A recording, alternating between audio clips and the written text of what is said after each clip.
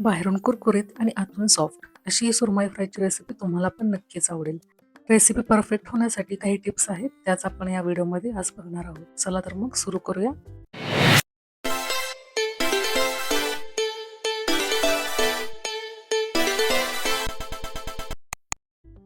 मी इथे मध्यम आकाराचे सुरमईचे पीस स्वच्छ धुवून घेतलेले आहेत. त्याला आपण सुरुवातीला मीठ, हळद आणि लिंबू चोळून घेणार आहोत.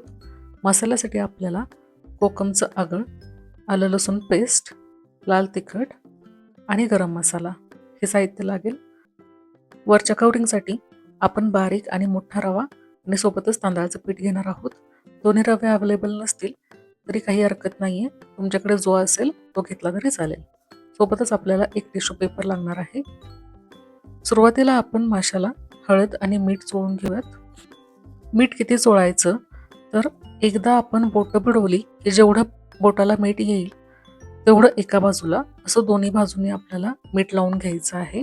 सोबतच हळद आणि लिंबू हे सुद्धा आपल्याला चवीनुसार लावून घ्यायचं आहे. आणि आता हे लावून आपल्याला 15 ते 20 मिनिटं मॅरिनेट होण्यासाठी ठेवायचं आहे.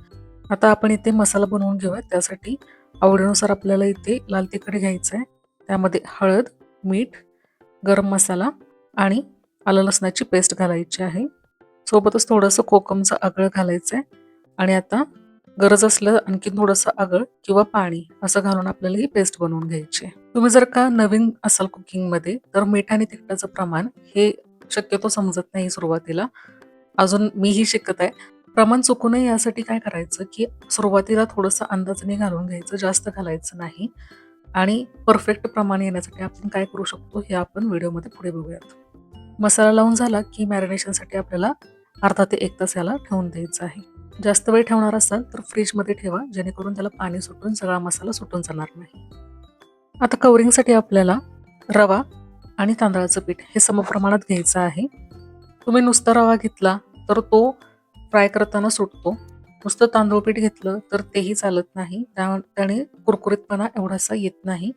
तर त्यामुळे आपल्याला दोन्ही पण मिक्स करून घ्यायचं आहे. चवीसाठी यामध्ये सुद्धा आपल्याला थोडंसं हळद, मीठ आणि तिखट चिमूट चिमूट बरं का होईना पण घालून घ्यायचं आहे. मसाला आपण मगाशी माशांच्या दोन्ही बाजूला चांगला चोळून घेतलेला आहे. आता जे नवशिके आहेत त्यांनी काय करायचं की थोडीशी टेस्ट बघण्यासाठी, जसं की तुम्हाला माहिती आहे की नॉनव्हेजची आपण डिरेक्टली टेस्ट नाही बघू शकत. त्यामुळे एखादा लहानसा पीस जो शेपटाकडचा असतो तो आपण फ्राय करून बघायचा, त्याची टेस्ट बघायची आणि त्यानुसार तिखट आणि मीठ ॲडजस्ट आपण करू शकतो. हे तुम्ही वरच्या कवरिंगमध्ये केलं तरी चालेल.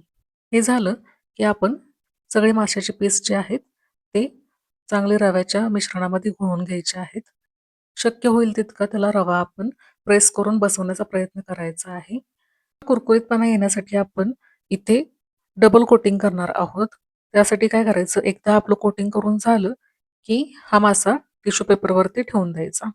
एक 10 मिनिटं गेल्यानंतर काय होतं की जो आतला मसाला आहे त्याचा ओलसरपणा रवा आणि तांदळाचं पीठ शोषून घेतं आणि ते थोडंसं पुन्हा वरची बाजू जी असते ती थोडीशी ओलसर होते. एक 10 मिनिटानंतर आपण पुन्हा एकदा याला चांगलं कोट करून घ्यायचं आहे आणि डायरेक्टली आपण याला आता फ्राय करणार आहोत.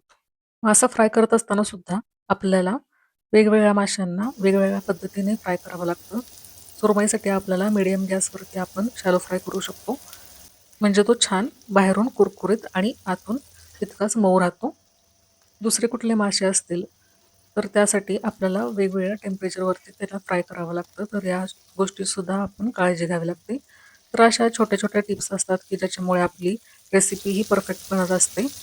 अशा पद्धतीच्याच टिप्स तुम्हाला कळाव्यात. तुमची रेसिपी घरच्या घरी छान बनवता यावी आणि हायजेनिक पद्धतीने तुम्ही घरच्या घरीच तुमच्या प्रियजनांसाठी कुकिंग करावं, हाच माझ्या चॅनेलचा उद्देश आहे. तुम्हालाही माझ्या रेसिपीज आवडत असतील, माझे व्हिडिओज आवडत असतील तर माझ्या चॅनेलला सबस्क्राईब करून मला सपोर्ट करा. व्हिडिओला लाईक आणि शेअर नक्की करा.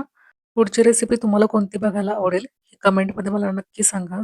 पुन्हा एकदा नवीन रेसिपीसोबत मी तुम्हाला भेटते. तोपर्यंत घरीच बनवा आणि मस्त खा.